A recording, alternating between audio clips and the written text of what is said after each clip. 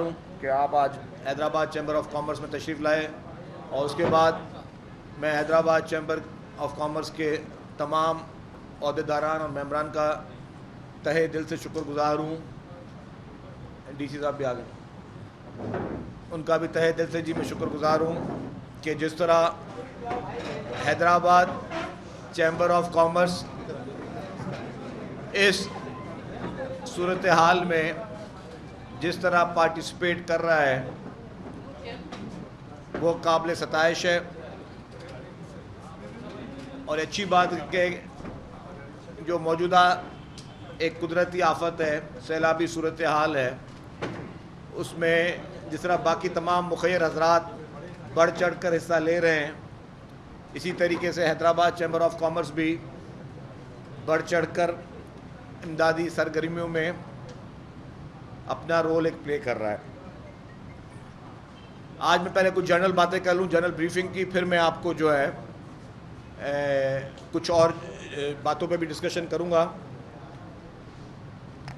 Unfortunately जिस तरह सैलाबी रेला मज़ीद इलाकों में तबाहियाँ फैला रहा है तो नुकसानात भी उस तरह बढ़ रहे हैं। इस वक्त जो सिंध में 577 अफराद जो है वो इंतकाल कर गए इस बरसात और सैलाब के बाद। डे बाय डे फिगर्स जो हैं वो अनफॉर्चुनेटली बढ़ रही हैं। जो टोटल अफेक्टेड पॉपुलेशन है वो इस वक्त 1,04,68,392 लोग अफेक्टेड हुए हैं। जो फैमिलीज़ अफेक्टेड हुई हैं, मैं रिपीट कर रहा हूँ जी, जो लोग इस वक्त अफेक्टेड हुए हैं वो 1,04,68,392 लोग। जो अफेक्टेड फैमिलीज़ हैं 18,11,303 फैमिलीज़, ख़ानदान जो है वो इस वक्त अफेक्ट हुए हैं। इस वक्त जो डेथ्स हुई हैं, जैसे मैंने बताया 577 है, इसमें मेल जो है वो 190 है, फीमेल 109 और मासूम बच्चे जो 217 जो हैं वो इंतकाल कर गए हैं। इसके साथ जो रिलीफ कैंप्स जो है पूरे सिंध भर में, उसमें इस वक्त 6,66,193 लोग इस वक्त रिलीफ कैंपों में हैं। 6,66,193 लोग रिलीफ कैंप्स में हैं। लाइव स्टॉक का जो लॉस अभी तक बताया जाता है वो 41,439। ये जितनी भी फिगर्स हैं, ये मैं हर बार कहता हूँ, रिपीट करनी पड़ती है कि ये सारे टेंटेटिव फिगर्स हैं, क्योंकि 100% जो नुकसान का तखमीना जो है वो अभी तक नहीं लगाया जा सका, क्योंकि ये इस वक्त प्रॉब्लम जो है वो कंटिन्यू चल रहा है। ये जो आफत है वो कंटिन्यू चल रही है। क्रॉप्स का मैं आपको पहले ही बता चुके हैं और फिर मैं रिपीट कर रहा हूँ। 44,26,431 एकड़, 44,26,431 एकड़ ज़मीन जो इस वक्त जो क्रॉप थी जिसमें, वो मुकम्मल तौर पर तबाह हो चुकी है और वो पानी के इस वक्त अंडर है। तो जितनी बड़ी ये कैटास्ट्रॉफी है और जितना बड़ा ये कुदरती आफत है, इसको तमाम लोग इस वक्त फेस कर रहे हैं। कल की सूरत हाल भी मैंने आपको बताया कि जिस तरह ना चाहते हुए भी मंशर लेक को कट लगाना पड़ा, जिसकी वजह से वहाँ पे 5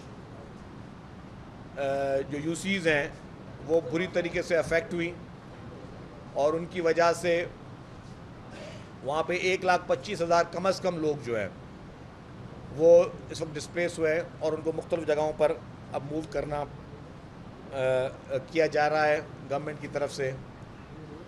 तो इस तरह के जितने भी इस वक्त हालात हैं, इन हालात में गवर्नमेंट अपनी तरफ से अपनी पूरी जितनी भी कैपेसिटी है, मैं समझता हूँ कि जी जो कैपेसिटी गवर्नमेंट में नहीं भी होती है उससे भी ज़्यादा कैपेसिटी पे गवर्नमेंट काम कर रही है। हर ज़िला में, हर ज़िले में डिस्ट्रिक्ट की इंतज़ामिया, सूबाई इंतज़ामिया, political leadership, chief minister, ministers, MPs, MNAs, हमारी पाक फ़ौज, हमारी नेवी, हमारे एयरफोर्स, तमाम इदारे इस वक्त एक लिज़ान में बैठकर कोशिश कर रहे हैं कि जी लोगों को इस वक्त इस मुसीबत से निकाला जा सके। मैं इसको रिपीट कर रहा हूँ कि हमारी 3 मरहले हैं ये। पहला मरहला है रेस्क्यू का। हर हाल में जब आपको पता चलता है कि जी कहाँ पे कोई आफत आई है या कहाँ पे आफत आने वाली है, फौरी तौर पर आपको उन लोगों को एडवांस में रेस्क्यू करना है या फिर हालात ख़राब होने के बाद रेस्क्यू करना है। फर्स्ट प्रायोरिटी रेस्क्यू है, सेकंड प्रायोरिटी उनको रिलीफ पहुंचाना। रिलीफ के बाद जो थर्ड और बहुत मोस्ट इम्पॉर्टेंट है, फिर उनको आपने रिहेबिलिटेशन, उनको वापस अपनी जगह पर जब पानी निकल जाए, उनके घर जो गिर गए, लाखों की तादाद में मकानात गिर गए, लाखों की तादाद में लोगों की फैमिलीज जो डिस्प्लेस हुई हैं, उनको वापस रिहेबिलिट करना है। अब मैं थोड़ा हैदराबाद के हवाले से आ जाऊँ। हैदराबाद की इंतज़ामिया ने, डिप्टी कमिश्नर साहब ने और उनके पूरी टीम ने एक अच्छी एक टेंट सिटी बनाई है। वो टेंट सिटी जो है आप सब लोगों ने देखी भी है, लेबर कॉलोनी के साथ उसको कायम किया गया है। उसके लिए गवर्नमेंट उनको जिस तरह 2 टाइम पर खाना दे रही है, मेडिकल फैसिलिटीज़ वहाँ दे रही है, पीने का पानी दे रही है, सारी चीज़ें दे रही है। तो मैंने 2 दिन पहले रिक्वेस्ट की थी अदील साहब से कि जी क्योंकि गवर्नमेंट इस वक्त बहुत ज़्यादा इंगेज है इन चीज़ों में, क्योंकि ये भी एक प्रेशर है जो कि एक रूटीन का प्रेशर नहीं होता कि आपने रोज़ाना लाखों अफराद को कुक्ड फूड प्रोवाइड करना है, क्योंकि ये कभी गवर्नमेंट की प्रैक्टिस रही नहीं है कि गवर्नमेंट का ये वैसे नॉर्मली ये चीज़ें उसमें नहीं आती कि जी आपने रोज़ाना खाना बनवाना है, फिर वहाँ पहुँचवाना है, फिर लोगों को वहाँ पे डिलीवर करवाना है, फिर वहाँ से वापस उनको लेके आना है, फिर सेकंड टाइम आपने लेके जाना है और ये सारी प्रैक्टिस करनी है। तो मैंने कहा जी गवर्नमेंट बहुत इंगेज है, आपसे हम गुजारिश करते हैं कि जी आप हमें वहाँ पे, क्योंकि लोग वहाँ पे आए हुए हैं, तो कुछ अगर चारपाइयों का, बिस्तरों का बंदोबस्त कर सकें तो आई एम ग्रेटफुल कि इन्होंने मेरी रिक्वेस्ट को एक्सेप्ट किया। और अदील साहब ने आज ही वो पहुँचा रहे हैं वहाँ पे, चारपाइयाँ भिजवा रहे हैं, पिलोज भिजवा रहे हैं, चादरें भिजवा रहे हैं, तो हम उसके लिए इनके शुक्रगुजार हैं। अभी एक और बात जो है, हैदराबाद चैम्बर से के हवाले से मेरी अमीन से बात हुई है और एक मीटिंग फिर शबीर मेमन साहब मेरी कल करवा रहे हैं आबाद हैदराबाद से। मैंने उनको एक और प्रपोजल दिया, मैंने कहा जी गवर्नमेंट पे ऑलरेडी बहुत ज़्यादा बर्डन है, पहले तो हम लोग करेंगे हर सूरत में इन तमाम लोगों को जो भी रिलीफ कैंप्स में आए हुए हैं और आ रहे हैं, और अभी भी उसके फिगर्स हम कैलकुलेट कर रहे हैं। फिर मेरी डिप्टी कमिश्नर साहब से एक और मीटिंग या आज होगी या कल सुबह को होगी, जो मज़ीद लोग आने हैं उनके लिए कहाँ पे उनका रिहाइश का बंदोबस्त किया जाए और किस तरह गवर्नमेंट उसको हैंडल करे, उस मीटिंग होनी है। लेकिन मैंने कहा जी ये सारा प्रोसेस कंप्लीट हो जाए, जो हैदराबाद डिस्ट्रिक्ट है उसमें जितने भी मकानात गिरे हैं, क्योंकि हज़ारों की तादाद में लोगों के मकानात गिरे हैं हैदराबाद डिस्ट्रिक्ट में, कुछ शहर में कुछ लोगों के मकानात गिरे हैं, बड़ी तादाद देही इलाकों में गिरी है। तो हमने एक चीज़ पे प्रिंसिपली एग्री किया है चैम्बर ऑफ कॉमर्स ने, और फिर हम कल जब आबाद से मिलेंगे कल या परसों, कि हम एक हैदराबाद चैम्बर और आबाद के एक जॉइंट एक कमेटी बना के, और उसमें डिस्ट्रिक्ट एडमिनिस्ट्रेशन के कुछ लोग होंगे, एक हम अकाउंट बनाएंगे, उसमें शुरुआत डोनेशन की सियासतदान करेंगे, फिर बिजनेस कम्युनिटी भी करेगी, सब करेंगे। हमने कहा कि जी हैदराबाद डिस्ट्रिक्ट में जितने भी मकानात गिरे हैं वो फिर हम खुद बनाएं और उसके पूरे काम की सुपरविज़न आबाद भी करे, चैम्बर ऑफ कॉमर्स एक एक पैसे की उसकी सुपरविज़न करे कि उन लोगों को मकानात जो रिहेबिलिटेशन वो खुद हम लोग हैदराबाद के लोग ही अपने हैदराबाद के लोगों के लिए करें, उसमें हम किसी और पे बर्डन ना डालें। तो उस पर प्रिंसिपली मैं बहुत ज़्यादा शुक्रगुजार हूँ हैदराबाद चैम्बर ऑफ कॉमर्स का कि ये लोग एग्री इन्होंने किया है। हम अपनी कोशिश करेंगे और फिर अल्लाह ताला के हाथ में कि हमें कितनी कामयाबी उस कोशिश में मिलती है, हम कितना उस कोशिश में कामयाब होते हैं कि जो लोग जिनके मकानात, किनकी छतें गिर गई हैं, किनकी दीवारें गिर गई हैं, जिनके मकाना ज़मीन बोस हो गए हैं, जो लोग इस वक्त रिलीफ कैंपों में बैठे हुए हैं, तो जो हमारे एटलीस्ट हमारे वैसे प्रोविंशियल गवर्नमेंट की अलग रिहेबिलिटेशन के प्लान्स है वो थ्रू आउट करेगी, लेकिन एटलीस्ट क्योंकि हर मुसीबत के वक्त में जब प्रोविंशियल गवर्नमेंट करेगी या फेडरल गवर्नमेंट करेगी उसमें डेफिनेटली टाइम लगेगा। तो हम पैरेलल अभी जो हम कर सकते हैं काम, जितना काम हम कर सकते हैं, हो सकता है कि हम लोग 100% कामयाब हो जाएं, हो सकता है हम लोग 50% कामयाब हो जाएं। तो जितना परसेंट भी हम कामयाब हो सकते हैं, हम फौरी तौर पर जहाँ पे वो चीज़ हम कर सकते हैं उसमें हम अपना रोल प्ले करें। और मैं शुक्रगुजार हूँ हैदराबाद चैम्बर ऑफ कॉमर्स का, और फिर आबाद की तरफ से भी हमें शबीर साहब ने हमें एक एश्योरेंस दी है कि उनको भी इसमें हम शामिल करेंगे। तो ये एक अच्छी शुरुआत हम करने जा रहे हैं। मैं समझता हूँ कि जी किसी भी कामयाब कौम के लिए एक होना बड़ा इम्पॉर्टेंट होता है। आपको याद होना चाहिए जब सैलाब से पहले जब ज़िलज़िले आए थे तो पूरी पाकिस्तानी कौम एक हो गई थी। आज भी हमें पूरी पाकिस्तानी कौम को एक होने की ज़रूरत है। हमें इस वक्त डिवाइड होने की ज़रूरत नहीं है, हमें इस वक्त किसी सियासत का शिकार होने की ज़रूरत नहीं है, हमें इस वक्त अपने अंदर कोई और थॉट लाने की ज़रूरत नहीं है। इस वक्त हमें सिर्फ एक की ज़रूरत है और एक ही कोशिश कि पूरी पाकिस्तानी कौम एक कौम मजबूत कौम होकर बताए। क्योंकि जो लोग इस वक्त बेवार व मददगार हैं, जो लोग इस वक्त तकलीफ़ में हैं, जो लोग अपने घर छोड़ के अपने मासूम बच्चों के साथ जो लोग इस वक्त सड़कों पे पड़े हुए हैं, उनकी नज़रें इस वक्त उन तरफ हैं कि जो लोग अपने घरों में मौजूद हैं। वो उनकी तरफ देख रहे हैं कि जो अपने घरों में अपने बिस्तरों पे इस वक्त सो सकते हैं। तो इस वक्त पूरी कौम को एक होने की इस वक्त बहुत अशद ज़रूरत है। और मैं समझता हूँ कि पाकिस्तानी कौम इस चीज़ में कम से कम ज़रूर मशहूर है कि मुश्किल घड़ी में पूरी कौम एक कौम बन जाती है। तो आज भी हमने एक कौम बनकर इन तमाम चैलेंजेस को बखूबी सरंजाम देना है। अब जो नई ये लेबर कॉलोनी में कैंप थी, उसमें चंद ख़वातीन जो थी वो प्रेग्नेंट थी।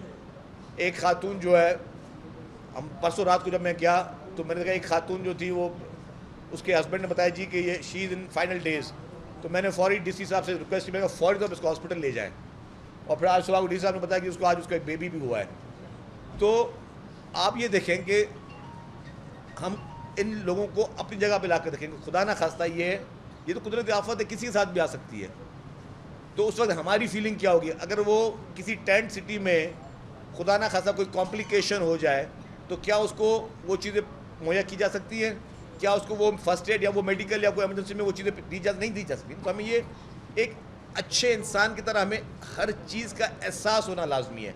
भले हम मदद करें ना करें, भले हम किसी पे क्रिटिसाइज़ करना है, हुकूमत में क्रिटिसाइज़ करना है, अपना शौक़ पूरा कर ले, लेकिन क्या एक अच्छे इंसान की तरह किसी के लिए अच्छा सोच अगर रखनी है, मैं कहता हूँ ये भी बहुत बड़ी इबादत है।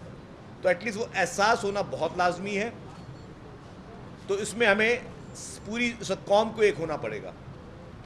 आप लोग, मैं मुखय्यर हजरात से गुजारिश करता हूँ, पूरे पाकिस्तान के मुखय्यर हजरात से गुजारिश करता हूँ, क्योंकि इस वक्त गवर्नमेंट पीने का पानी दे रही है, उनको रहने की रिहाइश दे रही है, खाना दे रही है, जो कोई एहसान नहीं कर रही गवर्नमेंट। ये बताओ, ये गवर्नमेंट का फ़र्ज़ है, लेकिन ये इस वक्त मिनिमम जो गवर्नमेंट, मैक्सिमम जो गवर्नमेंट कर सकती है इस वक्त वो कर रही है। लेकिन जो लोग मुखय्यर हजरात हैं, जो अपने घरों में रह रहे हैं, अगर आप इन मुतासरीन को नए कपड़े नहीं दे सकते तो अपने पहने हुए कपड़े ही दे दें धुलवा के। नई चादरें लेके नहीं दे सकते तो अपनी जो एक्स्ट्रा आपकी बेड शीट्स हैं वही भिजवा दें। नए बेड सेट नहीं ले सकते तो कुछ चारपाइयाँ भिजवा दें।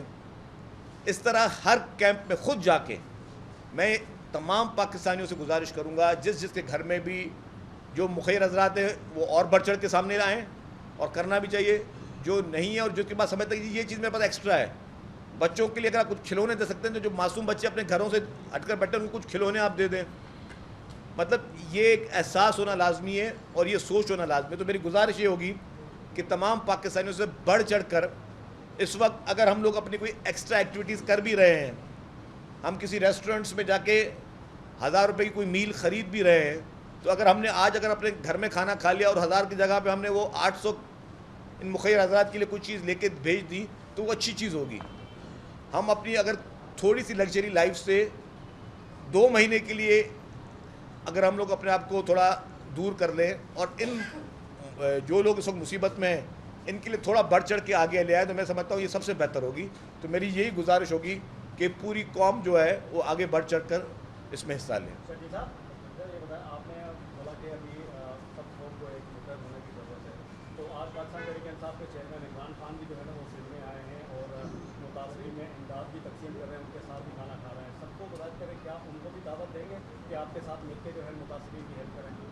देखिए, हम जिस वक्त इस कॉज में बैठे हुए हैं मैं उस शख्स पे कोई तबसरा नहीं करना चाहता। मैंने कल भी उसके लिए एक छोटा सा ट्वीट लगा, मैंने कहा तुमने जो भी जलसों में तकरीरें कर रहे हो और जिस तरह की ज़ुबानें इस्तेमाल कर रहे हो वो हम सारे अपने राइट्स रिज़र्व रखते हैं। वक्त आने पे आपसे हम सियासत करेंगे, वक्त आने पे आपसे जवाब देंगे। कल उस शख्स ने जो फिर एक गिरी हुई बात की है अपने मुल्क की इदारों के ख़िलाफ़, अपनी फ़ौज के ख़िलाफ़, मैं समझता हूँ कि ये शख्स इस वक्त किसी सियासत का दुश्मन नहीं, ये पाकिस्तान का दुश्मन बना हुआ है। और कल के इमरान खान के बयान से जो शहबाज गिल का बयानिया था उसकी इंडोर्समेंट होती है कि शहबाज गिल के जो अल्फाजात एक टीवी चैनल पे वो शहबाज गिल के नहीं थे, वो इमरान खान के एजेंडा पे काम कर रहा था। मैं मज़ीद इस पर कोई तबसरा नहीं करना चाहता, लेकिन ये शख्स इस वक्त मुल्क की अदलिया के ख़िलाफ़, मुल्क की फ़ौज के ख़िलाफ़, मुल्क की इलेक्शन कमीशन के ख़िलाफ़, सब के ख़िलाफ़ एक घिनौनी साजिश कर रहा है। और मैं समझता हूँ कि ऐसे शख्स पे पाकिस्तान में इस तरह की जो सियासत कर रहा है, सियासत करने की इजाज़त नहीं होनी चाहिए।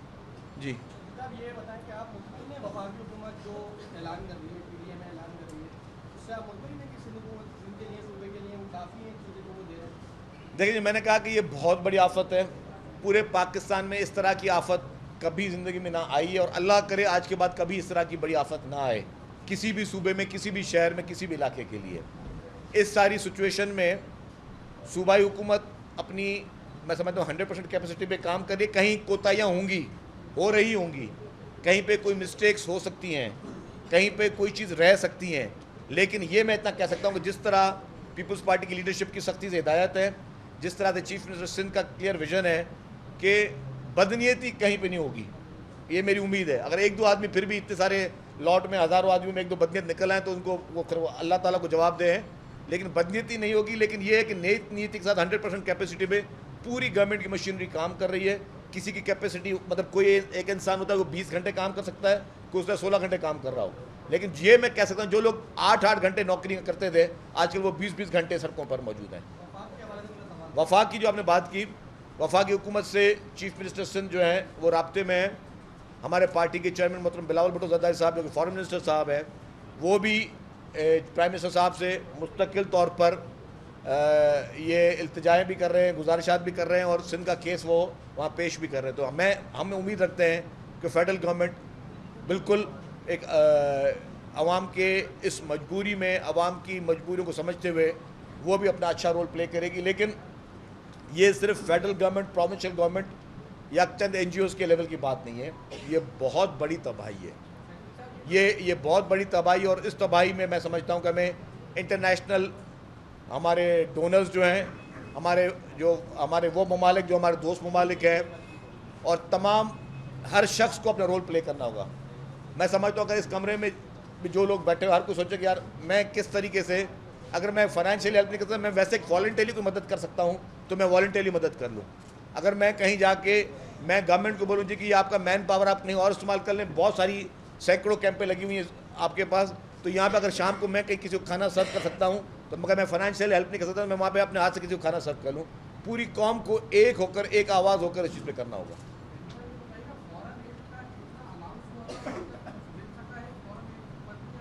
देखिए जी, फॉरेन एड का बहुत बड़ी, मैं समझता हूँ जब chairman Pakistan People's Party Bilawal Bhutto Zardari साहब ने एज ए फॉरेन मिनिस्टर जब यूनाइटेड नेशन में ये साथ, तो बहुत बड़े वादे हुए थे, बहुत बड़ी कमिटमेंट्स हुई थी और डेफिनेटली वो पूरी होना शुरू भी हो गई।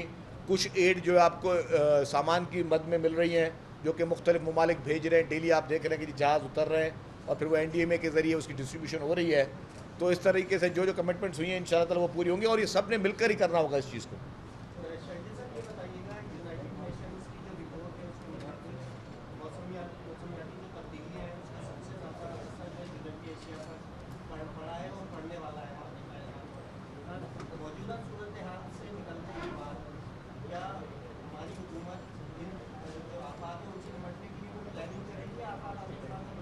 देखिए जी, मैं समझता हूँ आपकी बात, सवाल बिल्कुल ठीक है। आपने कहा कि बहुत ज़्यादा पढ़ने वाला है। मैं आपको बता दूं कि ये रिपोर्ट है कि ग्लोबल वार्मिंग के बाद और जो क्लाइमेट चेंज के बाद जो सबसे बड़ा जो असर पड़ा है टॉप 10 कंट्रीज़ में, उसमें पाकिस्तान का नाम है। दुनिया की 10 ममालिक जिनमें इसका सबसे ज़्यादा असर पड़ना था या पड़ा है, उसमें पाकिस्तान का नाम है। तो एक बात तो मैं वाज़े कर लूँ कि बिल्कुल अब आपको, हम सबको इन सारे एक्सपीरियंसेस के बाद अपने नए जो गवर्नमेंट ने अपने तरजीहात शामिल करनी होंगी, वो तरजीहात ही आपकी तब्दील हो जाएंगी। आपका लिविंग स्टाइल ही चेंज हो जाएगा। आपके जो ग्रोवर्स हैं उनको भी अब सोच समझ के क्रॉप्स लगानी पड़ेंगी कि जी अगर यही माहौल रहना है तो किस तरह की क्रॉप्स लगाई जा सकें जो कि सर्वाइव कर सकें। आपकी इस वक्त कॉटन 100% आपकी बिल्कुल जो ख़त्म हो गई है सिंध में पूरे में। आपकी इस वक्त जो है वेजिटेबल्स बहुत बुरी तरीके से की है।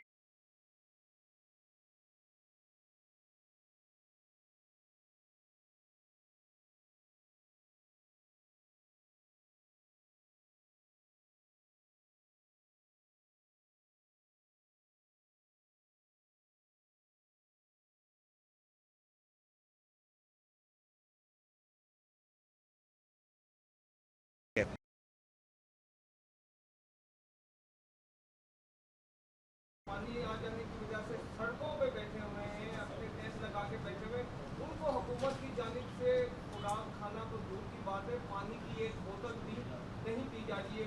किसी भी इलाके में हमें ना तो जिले इंतजामिया का कोई किरदार नजर आ रहा है, ना ही हुकूमत का कोई किरदार नजर आ रहा है। तो आप समझते हैं कि ये ज़्यादा जो मुस्तहिक हैं वो लोग हैं जो अपने घरों से सड़कों के किनारों पे आके बैठ के। देखें जी, मुझे आप जिस इलाके की बात करें मुझे उसको ऑनेस्टली स्पीकिंग इल्म नहीं है। मुझे इतने अपने इलाके का पता है। अगर मैं हैदराबाद की बात करूं, और हैदराबाद में डेफिनेटली 3-4 ऑर्गेनाइजेशंस काम कर रही हैं। सबसे बड़ा काम डिस्ट्रिक्ट गवर्नमेंट कर रही है, फिर और कुछ मुखिर हजरात कर रहे हैं। अगर मैं रूरल की बात करूँ, रूरल में भी कुछ लोग कर रहे हैं, ठीक है। मुझे ये पता है कि वहाँ पे जो लोग चारपाइयों पे भी बैठे हैं, जो रोडों पे बैठे हैं, उनको भी खाना बाकायदा नॉक करके दिया जा रहा है। एक एक चीज़ में एविडेंस आपको दे सकता हूँ, मेरे पास वीडियो अभी मोबाइल में भी मौजूद है। तो वहाँ भी कुछ फाउंडेशन है वो अपना काम कर रही हैं, हर जगह पर हर लोग अपना काम कर रहे हैं। लेकिन देखिए बात सुने, अब उस कैंप्स का भी बता दूँ। गवर्नमेंट ने 10 सिटीज़ आइडेंटिफाई किए, सबको कहा है जी आप आके 10 सिटीज़ में रहें। 2 किस्म के मुतासरीन हैं। एक मुतासरीन ऐसे हैं जिनके पास माल मवेशी नहीं है, वो 10 सिटीज़ में आ रहे हैं। एक वो मुतासरीन है जिनका माल मवेशी है और बड़ा कीमती माल मवेशी है, वो 10 सिटीज़ में नहीं आ रहे। उनको फिर वो जहाँ जगह मिल रही है वो वहाँ पर ठहर रहे हैं। मतलब मैं अगर आपको हैदराबाद की बात बताऊं तो वो जो मुतासिर जो 10 सिटीज़ में नहीं आ रहे, जिनके माल मवेशी है, उनको भी गांव-गांव जाकर, मतलब हमारे लिए तो आसान है कि एक जगह पे अगर सब जमा हो तो फूड सर्व करना इजी है। लेकिन जिस गांव में 5 घर या 10 घर भी अगर रोडों पे बैठे हैं तो वहाँ पे भी खाना डिस्ट्रीब्यूट कर रहे हैं, वहाँ पे जा जाके। अगर उसके अलावा कोई रह गया हो तो मतलब उस तरह की नॉलेज में ना हो, कोई रह गया अलग बात है, वरना मतलब ऐसा कोई उसमें पॉलिसी में चीज़ नहीं है, ऐसी कोई चीज़ नहीं, बाकायदा वहाँ पहुँचा रहे हैं खाना। सामान जो ले जाया जा रहा है उसके जो है कुछ लूट मार की शिकायत है, उसके लिए क्या अपने सिक्योरिटी का इंतजाम? आपने बहुत ज़बरदस्त सवाल किया जी। ये मैं चाह रहा था कि मुझे कोई मौका मिल जाए ये बात करने का। नहीं, मेरे जहन में ये आ गई बात। हमने अखबार में भी एक इश्तिहार चलाया है और मैं ये अपील 3-4 दफ़ा कर चुका हूँ, एक दफ़ा फिर मैं अपील कर रहा हूँ। और मैं टीवी चैनल से गुजारिशात करता हूँ कि बराए मेहरबानी वो चीज़ गौर से देख लें। हमारा मकसद ही है कि जो मुखय्यर हजरात या NGOs जो चाहते हैं कि जी वो ख़ुद लोगों की मदद करें और ख़ुद अपने हाथ से लोगों को देना चाहते हैं, हमने उनके लिए भी एक अपील की हुई है।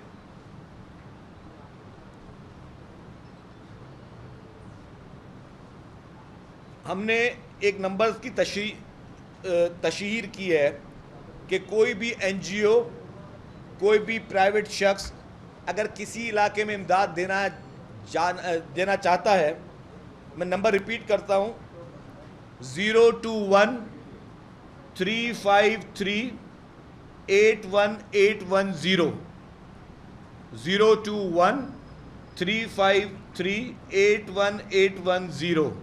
ये PDMA का कंट्रोल रूम का नंबर है। PDMA provincial disaster management authority के कंट्रोल रूम का नंबर है। एक और नंबर है, इसका मोबाइल नंबर है, वो भी दे देता हूँ आपको, 0335 5557362 035555362। अब इस ये दोनों कंट्रोल रूम के नंबर हैं। अगर लेट सपोज कोई एनजीओ है या कोई एक शख्स अपनी तरफ से कुछ देना चाहता है, तो बेहतर होगा आप जिस डिस्ट्रिक्ट में जाना चाहते हो आप इस पीडीएमए के इस नंबर कंट्रोल रूम पे फ़ोन करें। आप बताएं जी मैं यहाँ पे खुद जाके राशन या कोई सामान या कोई कपड़े या कोई बिस्तरे में जाके डोनेट करना चाहता हूँ। जब आप इस नंबर पे फ़ोन करेंगे और अपने डिस्ट्रिक्ट का नाम बताएंगे तो ये पीडीएमए का कंट्रोल रूम सेंटर उस डिस्ट्रिक्ट के डिप्टी कमिश्नर से और एसएसपी से बात करेगा कि जी ये गाड़ियाँ आ रही हैं, इनको एक तो आप सिक्योरिटी भी प्रोवाइड करें। जो आपका सवाल था कि जी कहीं पे अगर खुदा न खास्ता कोई कहीं छिन भी रही है कोई चीज़, तो जी आप उनको कोड करेंगे जी कि इस डिस्ट्रिक्ट में हम लोग देना चाह रहे हैं, फिर और उसमें पीडीएमए आपकी मदद करेगी, डिस्ट्रिक्ट एडमिनिस्ट्रेशन आपकी मदद करेगी। और उसका एक और मकसद जो क्या है, सिर्फ यहाँ तक बात ख़त्म नहीं होती। लेट सपोज यहाँ पे इस कमरे में बैठ के 10 डोनर बैठे हुए हैं, सिर्फ वो जो सड़क पे लोग बैठे हैं उनको देके जा रहे हैं वो लोग सामान, पता चले जी 10 डोनर है, 10 के 10 उसी शख्स को देके जा रहे हों, लेकिन जो शख्स आगे बैठा हुआ है किसी गांव में बैठा हुआ है या किसी कैंप में बैठा है, उसको सामान नहीं मिल रहा। तो जब आप डिस्ट्रिक्ट एडमिनिस्ट्रेशन के थ्रू जाएंगे तो डिस्ट्रिक्ट एडमिनिस्ट्रेशन को पता होगा कि जी कल जो है एक नंबर के ए कैंप में जो है वो फलाना आदमी देके गया था, बी कैंप में फलानी एनजीओ दे गई थी। तो जो अगर आखिरी कोई XYZ कैंप रहती है तो उसमें हम उस डोनर को बोलें जी आप उस कैंप पे आके डोनेशन अपनी दें या उस जगह पे आके अपनी डिस्ट्रीब्यूशन करें। तो ये मैकेनिज्म थोड़ा जो है सेंट्रलाइज होना चाहिए। इसलिए मैं अपील करूँगा, इसलिए मैंने आपके सवाल को सबसे ज़्यादा अप्रिशिएट किया कि मुझे वो मौका मिल गया उस चीज़ को दोबारा रिपीट करने का कि बराए मेहरबानी अगर आप सेंट्रलाइज तरीके से जाएंगे तो ज़्यादा लोगों को इमदाद मिलने की जो है वो आसानी मिलेगी, वरना ये ना हो कि सब एक को दे रहे हैं और बाकी कुछ लोग रह रहे हों। Thank you ji.